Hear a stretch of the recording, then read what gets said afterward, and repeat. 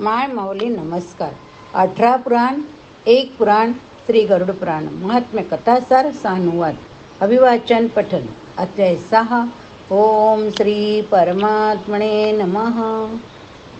छठा अध्याय. जीव की गर्भावस्था का दुख.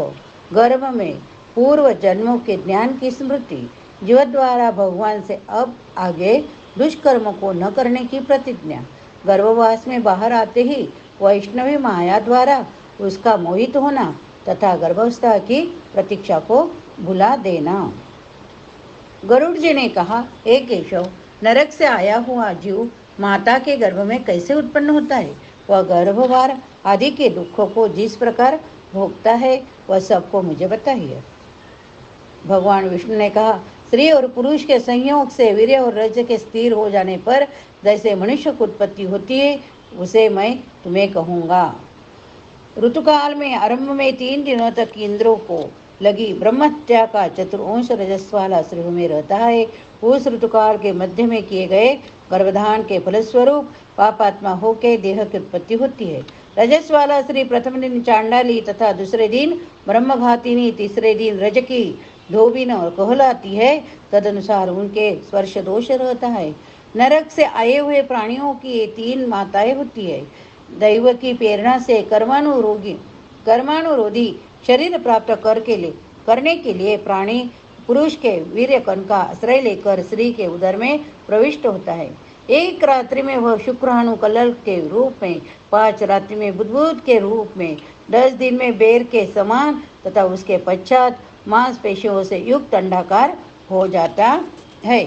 1 मास में सिर, 2 मास में बाहु, शरीर में सभी अंग, तीसरे मास में नख, लोभ, अस्थि, चर्म तथा लिंग बोधक छिद्र उत्पन्न होते हैं. चौथे मास में रज, रक्त, चौथे मास में रस, रक्त, मांस, मेदा, अस्थि, मज्जा, शुक्र ये 7 धातुएं तथा 5वें मास में भूख प्यास पैदा हो जाती है.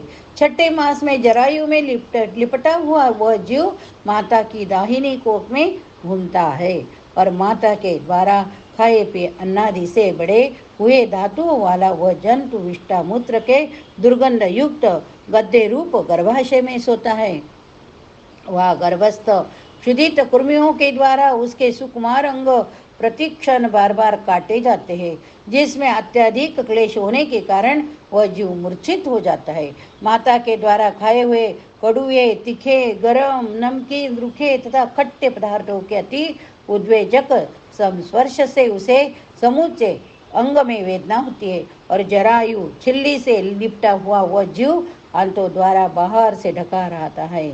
उसकी पीठ और गर्दन कुंडलाकार रहती है. इस प्रकार अपने अंगों से चेष्टा करने में असमर्थ होकर वह जीव पिंजरे में स्थित पक्षी की भांति माता की कुक्षी में अपने सिर को दबाए हुए पड़ा रहता है.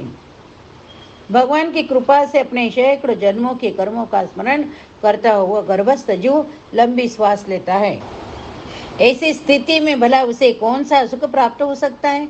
मांस, मज्जा आदि 7 धातुओं के आवरण में आवृत्त व ऋषिकल्प जीव भयभीत होकर हाथ छोड़कर विकल वाणी से उन भगवान की स्तुति करता है जिन्होंने उसको माता के उदर में डाला है.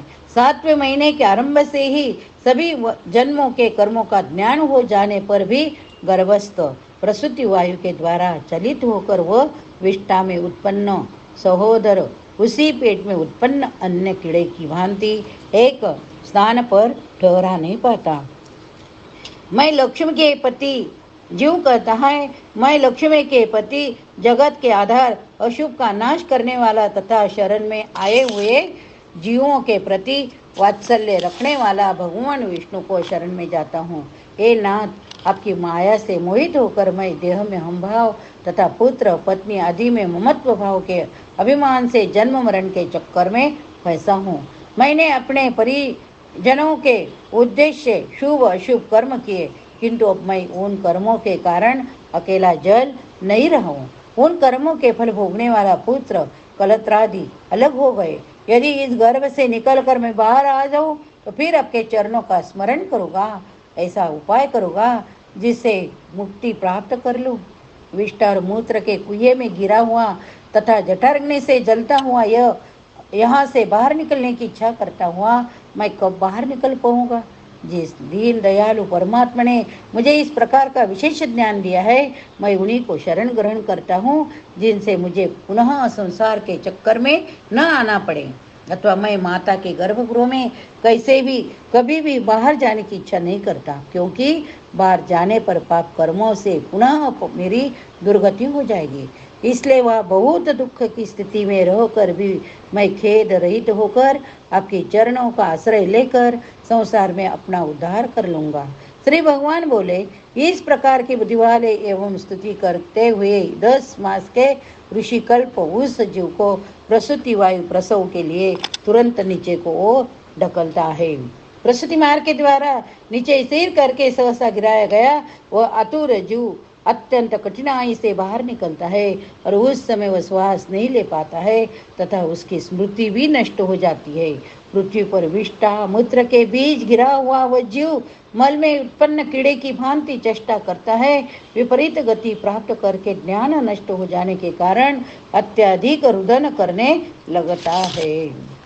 गर्भ में रुग्णावस्था में स्मशान भूमि में तथा पुराण के पारायण या श्रवण के समय जैसी बुद्धि होती है, वह यदि स्थिर हो जाए तो कौन व्यक्ति संसारिक बंधन से मुक्त नहीं हो सकता। कर्म भोग में अनंतर जीव जब गर्भ से बाहर आता है, तब उसी समय वैष्णवी माया उस पुरुष को मोहित कर देती है। उस समय माया के स्पर्श से वह जीव विवश होकर कुछ बोल नहीं पाता। प्रत्युत शैशवादी अवस्थाओं में होने वाले दुख को पराधीन की भांति भोगता है। उसका पोषण करने वाले लोग उसकी इच्छा को जान नहीं पाते, अतः प्रत्याख्यात करके असमर्थ होने के कारण वह विपरीत अनभिप्रेत स्थिति को प्राप्त हो जाता है।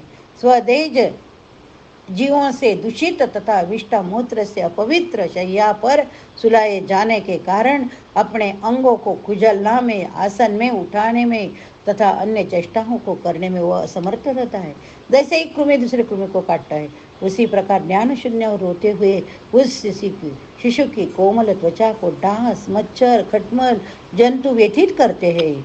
इस प्रकार शैशवावस्था का दुख भोगकर वह पौगंडावस्था में भी दुख भी भोगता है। तदनंतर युवावस्था प्राप्त होने पर असुरी संपत्ति को प्राप्त होता है। तब वह दुर्व्यसनों में आसक्त होकर नीच पुरुषों के साथ संबंध बनाता है और वह काम लफंड प्राणी शास्त्र तथा सत्पुरुषों से द्वेष करता है।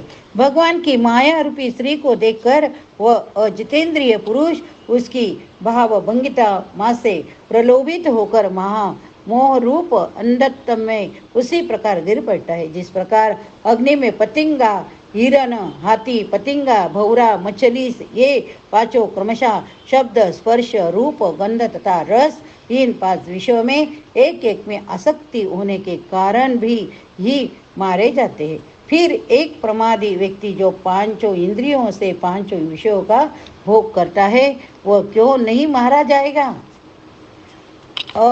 अभिसिप्त वस्तु की अप्राप्ति की स्थिति में अज्ञान के कारण ही क्रोध आता है।